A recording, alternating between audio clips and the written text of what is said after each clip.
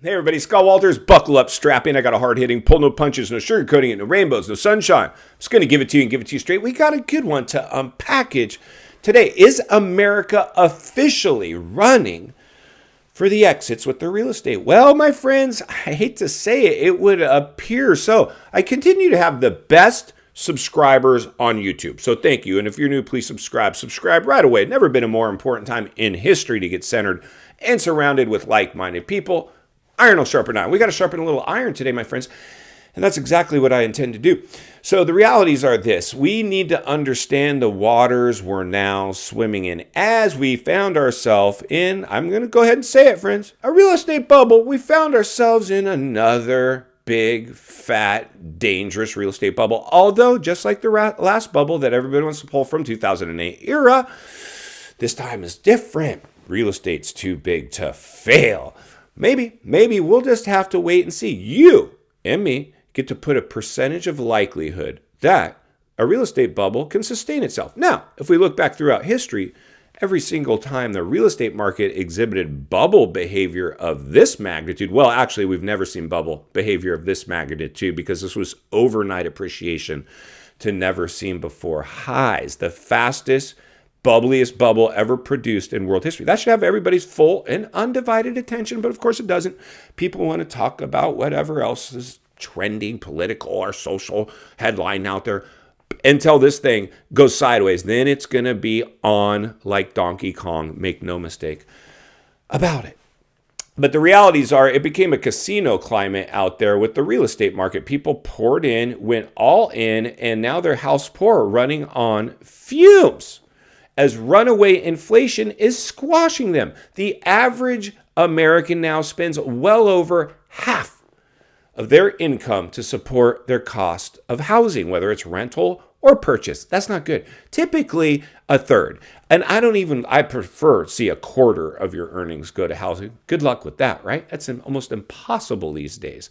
You're spending over half. And it's not only one income family. Usually you use a one, head of the household pays the bills, and the person at home, wife's, keeps the house rent. Not anymore. They've got to both go to work. In fact, I know families personally where the kids are out there working too at McDonald's to try to contribute to paying those bills. Insane. And the money, the price gouging, my gosh, people thinking they could sell their house. I've shown you photos, and we're going to look at a house today, a property. I've shown you properties, never seen this before in my lifetime. Professional photos, drone, Matterport. We do a lot of stuff, latest trending ways to get your house sold. Oh, in this housing bubble, come in with your smartphone in a house that looks like a bomb went off and take pictures with it and still get sold. Are you kidding me? That is Kool-Aid drinking in its purest form. Never saw anything. And that's why I continue to just raise awareness and ring the bell. Listen, friends, this was artificial growth, overnight appreciation, and that should scare people. But it didn't.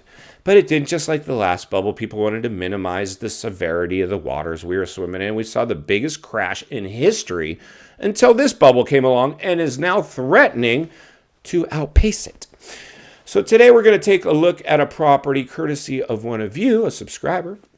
Loving each and every one of you. Thank you so much for my loyal subscribers. Quite the journey we've had. A lot of fun. But, we've had to roll up our sleeves and get our hands a little dirty. I always tell people you don't want an agent in worse shape than their clients. Many agents, 95% of them, went out and drank the Kool-Aid themselves.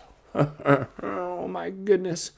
So today we're going to jump over to a property because it appears now people are getting a big, strong dose of reality. And this was a really interesting housing market because we had a lot of migration in this courtesy of the crisis. People wanted to outrun their problems. They thought if they relocated, somehow their problems would magically disappear. Florida ended up being a spot where a lot of people ran to. Unfortunately, now they're running for the exits there too. Like, this is the weirdest bubble ever produced. We're going to see the full reverse course happen with migration, with prices. It's all playing out. It's now the million-dollar question.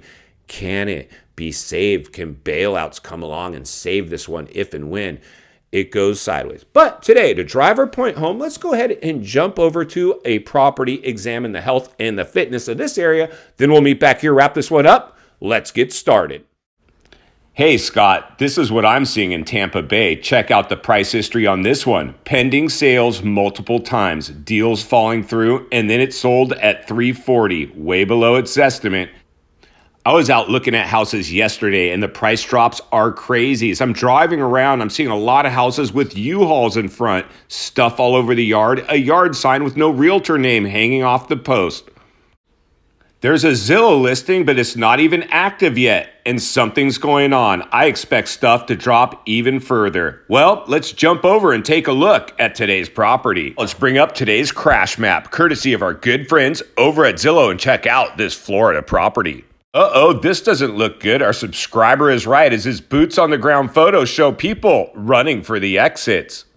Now let's take a peek around today's property. Everything looks okay here. No major red flags. A typical neighborhood house just sitting here waiting for a new owner. What could possibly be going wrong? Well, let's look a little further.